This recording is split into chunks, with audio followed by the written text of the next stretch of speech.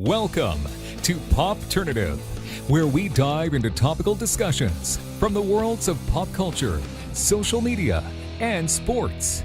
Here is your host, Peter Remoliotis, aka PD Beats. Hello and welcome to the Popternative podcast. This is the podcast where we have digital discussions in the worlds of social media, pop culture, anything really, depending on who our guests, who we have on as guests. Really excited because we have a first here on Popternative. Our first author guest. We are with New York Times best-selling author. She recently wrote one of the Star Wars books, Phasma. We're with Delilah S.Dawson. Delilah, welcome to Popternative. Hi, thank you so much for having me. Like I said, author, first author on the show. It's no pressure. I'm just glad that Pat Rothfuss didn't go before me or something like that, Absolutely. Okay, so icebreaker. When was the first kind of moment where you decided that you wanted to write, and what was kind of the literature that kind of drove you towards writing? Sure. I am not one of those people that grew up with a pen in hand knowing they wanted to be a writer. I thought that novelists were nurses or nuns, people who kind of grew up knowing that they had a calling. I never had a calling. I was an artist. I have an art degree. But after my second kid was born, he stopped sleeping. So I was getting 3.5 hours of sleep a night, and my brain broke. And I started hallucinating. And I went to my husband and was like, are there rats talking in the walls, or I might have a problem? And he was like, let's get you some sleep. And you need something to do besides take care of kids all day. He was like, you need a hobby. And he was like, you should write a book. You can do it whenever you want to. You don't have to buy a bunch of supplies. You've got all these stories in your head. You clearly are hearing rats talk in the walls. And so he'd written a couple of books before that I'd helped him edit. So he encouraged me to do it and took the kids out so I could work. And my first book was a hot mess. It was completely terrible. But it's, I guess, once you write a book and you realize you can do it, you're like, oh, I can do this and maybe get better and write a book that doesn't suck. So that was 2009. I wrote my first book at 31. So I don't have an MFA. I don't know anybody in New York publishing, or at least I didn't then. Everything I know about writing, I learned for free on the internet. And following agents and editors on Twitter. So then in 2010, I wrote my second book, and that got an agent, and then she sold my third book. So it's been, I guess I started writing in 2009, and my first book hit the shelves in 2012. And now you're a New York Times bestselling author. I know, right? So, very exciting. I'm just gonna ask you, how does that feel? It's pretty weird. I was having a severe, I had a full year. I usually write 2 books per year. Mm-hmm. So I had a full year when I took on Phasma, but I really wanted to do it, and wasn't going to turn that down. So I was having a little bit of burnout towards the end of summer. We also had just moved. Mm-hmm. So my agent called me and she was like, are you excited? And I was like, why? And she was like, did you get the email? And I was like, no. What? So it was very weird. I think that the highest moment I felt was going to Lucasfilm and meeting people and being like, oh my God, it's happening. I'm here. And then when we announced it at Celebration, that was super exciting. And the crowd was just really validating. So I don't know, it didn't hit me. I don't know if it's your wedding day when they're like, oh, it'll go by so fast. And you're like, no, I'll remember every moment. And afterwards you're like, what happened? But the ongoing, it's really fun. I mean, it's one of those things too, where Star Wars right now with Last Jedi coming out, so much hype, people are not stop talking about it essentially. Yeah. Did you kind of see that as the movie coming out, all the success? You must have been like, yes, this is good for Phasma.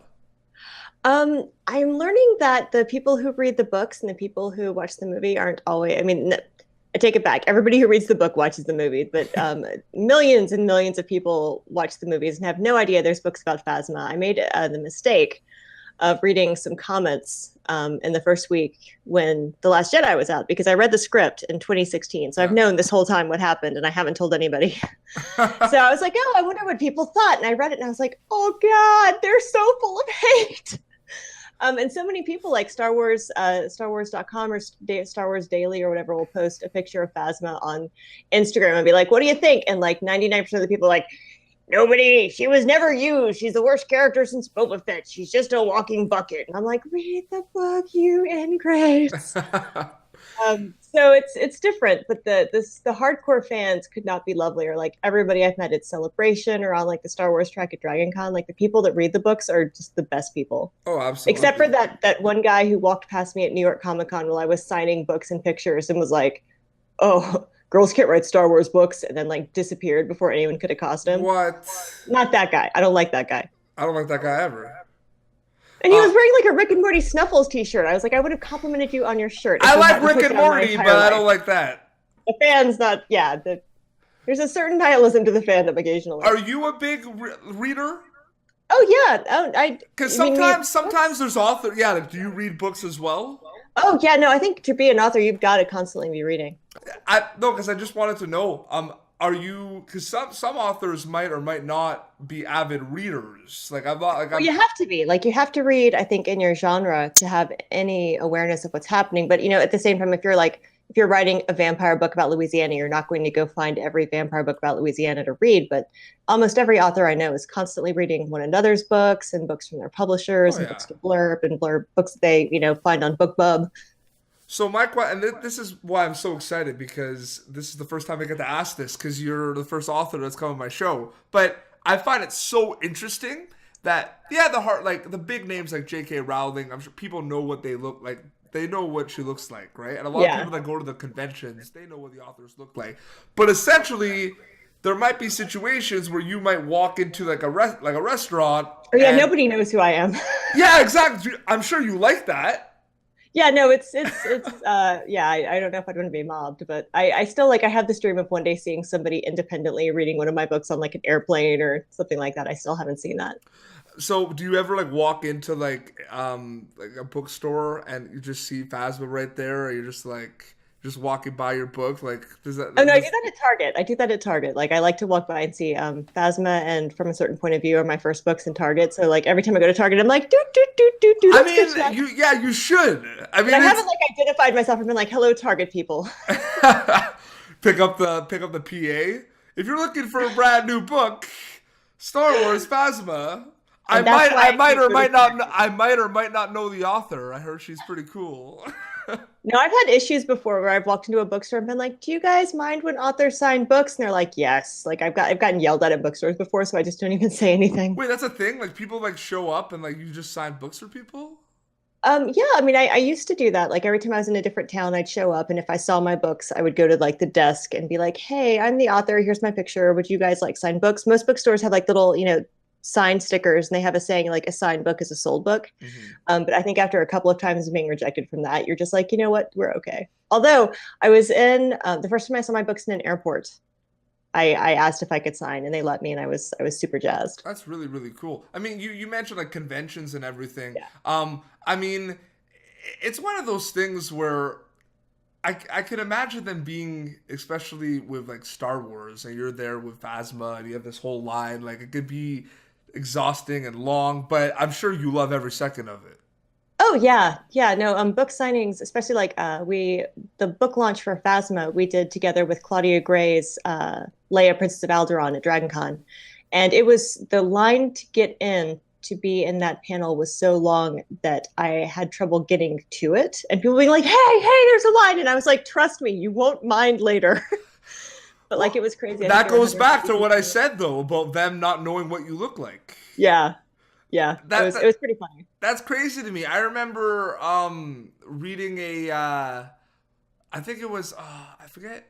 So the book Aragon. Remember Aragon? Oh yeah. Christopher. What's his last name? Christopher Paolini. Super nice guy. Yeah. So I remember someone just bumped into him and was just talking to him and didn't know it was him. And then found out. I always found that really interesting because that's completely different. But Peter Kalamis has been on my show. He does the voice of Goku on Dragon Ball Z Ocean Dub, and he says he'll be at Dragon Con and a guy will be dressed up as Goku, and he'll run up to him and be like, "Hey, I'm Goku," and the guy's like, "No, you're not," and he's like, "No, I am," and he does the voice. They're like, "Oh my god," you know what I mean? Can you just imagine Peter Cullen walking up and talking to you in Optimus Prime's voice? You just die. No, no, it would be insane. There's so much content out there right now. I mean, it's one of those things where whether it's a book, whether it's comics, whether it's like Netflix, digital like streaming services, it's insane right now.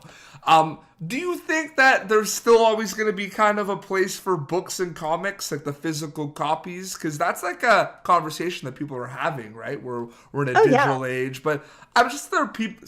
I still think people want to kind of have that physical copy and want to read books. Like, I don't see it going away anytime soon. No, but it is publishing is a machine that's very slow to change. Like there were years they were like the ebook thing's not taking off, and they're like, yeah, it is. Now we're getting to where audiobook is one of the biggest sellers. I think my most recent book deal, I co-wrote a book with Kevin Hearn called Kill the Farm Boy that sold in a 3-book deal. And for the first time, nobody would buy the book unless we gave them audio. Before times, your agent could negotiate audio as a separate sale. And nowadays they're starting to roll audiobook sale in because audiobooks are doing so well. And then there are also smaller niche presses like Subterranean Press out of Detroit. They take books that have done well and do like really nice illustrated designs. Like they have some Joe Abercrombie books that are like leather bound and super gorgeous. So I think there's always going to be collectors. It's just, I feel, at least from my point of view, sometimes it's hard if your book comes out in hardcover and it doesn't have like the Star Wars marketing machine behind it. If it's just a random book in hardcover, most people walking through a bookstore are not going to pay $28.99 for a random hardcover book. So I kind of wish we could go back to like mass market, pocket sized, $5.99, give it a try. I really miss those. No, absolutely. Another thing too that I wanted to ask you is a big conversation whenever you talk about books is the book becoming a movie.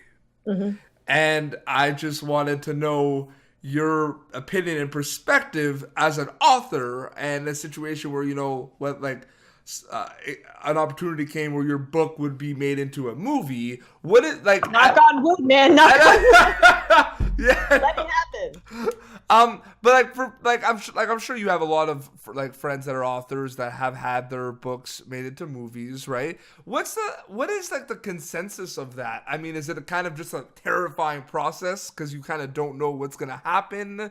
I mean, is there some? Does it depends? One of the first things that you have to, if you want to be a traditionally published writer, you have to accept that your baby is not your baby once someone buys it. It's kind of startling. The route you take to get traditionally published, you write a book, you query agents, an agent likes your book, they offer you representation, and then your agent works with you to get the book in the best shape it can be, and then they sell it to editors. So in order to get your book sold, first it has to go through your agent, and then an editor has to like it, and they always have changes. Like it's so rare that an editor is like, yeah, this is perfect, let's publish it as is.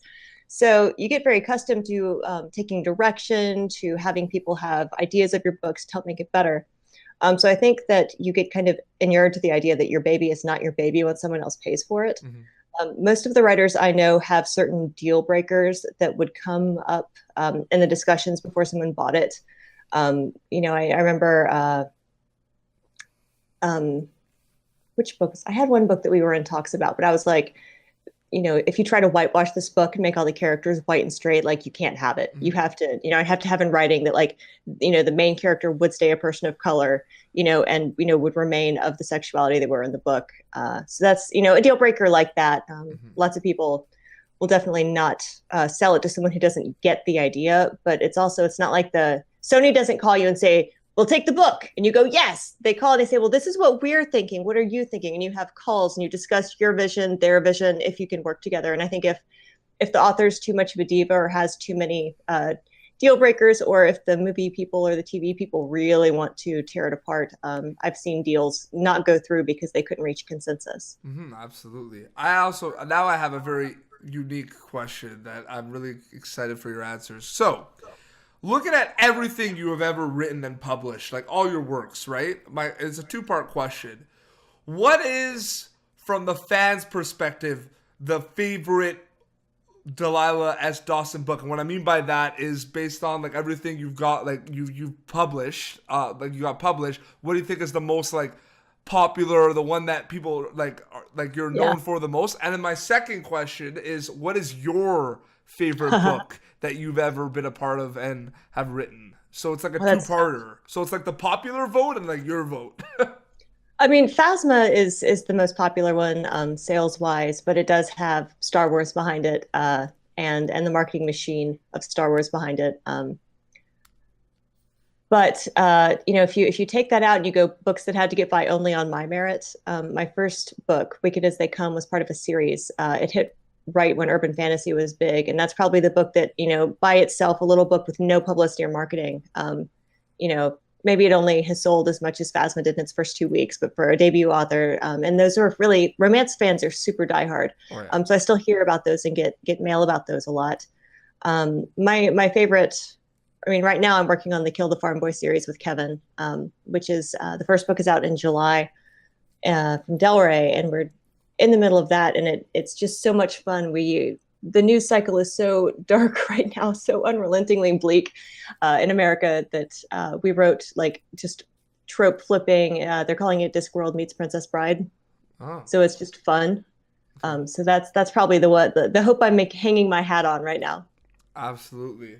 Well, I think we'll wrap up, but Delilah, thank you so much for coming on the show. Like it's the first time we had an author on, and I think it was a success. I think I didn't have my questions weren't too hard, so I think no, you didn't ask me what I saw in the Lucasfilm vault, so we're safe. Now it's time to plug. Where can people get Phasma? What any other books that they could get? Where where can people follow you? Plug away. Sure. It's time to plug. I live on Twitter, Delilah S.Dawson. I'm Delilah S.Dawson there, on Facebook, on Instagram. And I have a website, whimsydark.com. Phasma, you can get, my Target still has it. You can get it almost anywhere. And if you follow Pat Rothfuss's World Builders charity, they have signed copies there that you can buy Phasma. Very cool. Well, thank you so much, and all the best in 2018. Thank you. You too. No problem. This has been Popternative. Be sure to check out all of Delilah S. Dawson's links. We'll put them in the description.